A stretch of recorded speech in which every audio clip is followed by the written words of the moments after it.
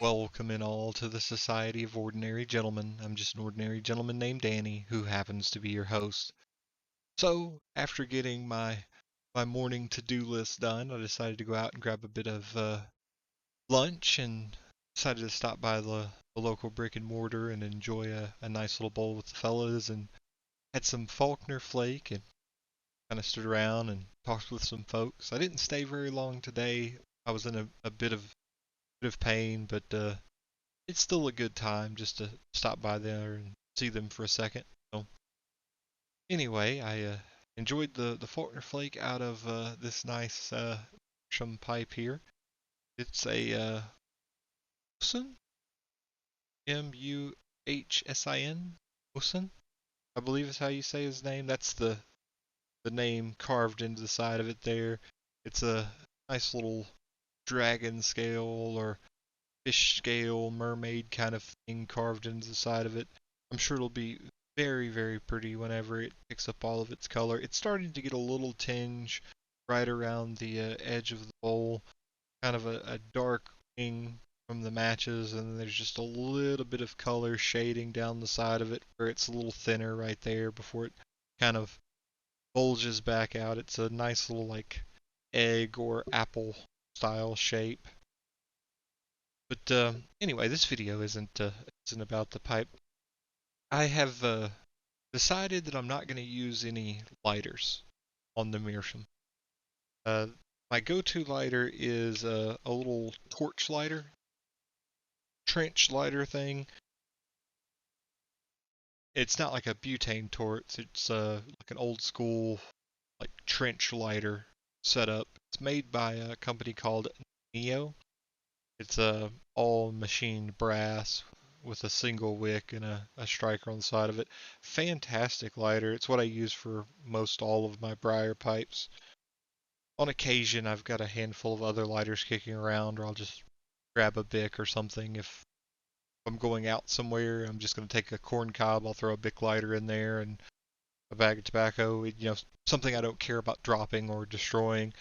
But if I'm going anywhere like a lounge or just a friend's house or something like that, I generally carry this bag. It's just a nice little like wax canvas bag, but it doesn't have any separators in it, which is kind of what's causing the issue that I did a little woodworking project I'm going to share with you, and kind of to solve an issue that could be solved in many other ways, but I decided to take this route. I'll throw up a little image for you here over my shoulder. It's a nice little wooden match holder.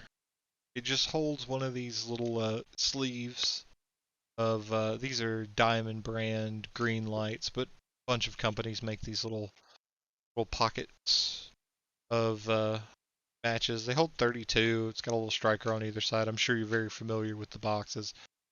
These boxes, however, are not what I would refer to as incredibly durable and built for longevity.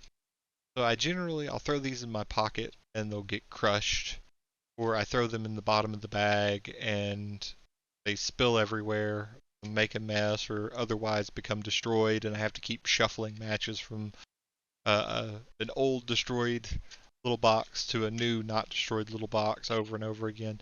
So I decided to sit down and remedy my issue with a little bit of computer design and come up with a laser cut file to create these little wooden boxes. They're fingered together and then of course glued. I've got the little design that you're looking at there is the ship design, and on the other side is a mermaid. I don't know if that'll focus well enough. I'll try to get better pictures of it at some point in time, but I just kind of threw it down and made a pretty looking picture and set to making a video. I made this one and then I did a Celtic design. Again, I'll get better pictures of these at some point. It's got triquetras carved all down the side and bottom of it, and a nice little Irishman, a lucky Irishman enjoying his pipe on the back side of it. But there's a little hole cut out in the bottom, and you just kind of pop your finger through there or a little tamper tool, and it slides the inner box out for you. Take you a match, and of course you get access to either side because there's relief cuts on either side. You can just strike it, but a lot more durable. So these are my like prototypes, my preliminary designs for it, and that's something I wanted to ask you guys about. I need help coming up with cool designs. I'd like to make a handful of these things, and maybe I'll make a like a YTPC themed one, and we can do some giveaways or just something to have as cool collectibles.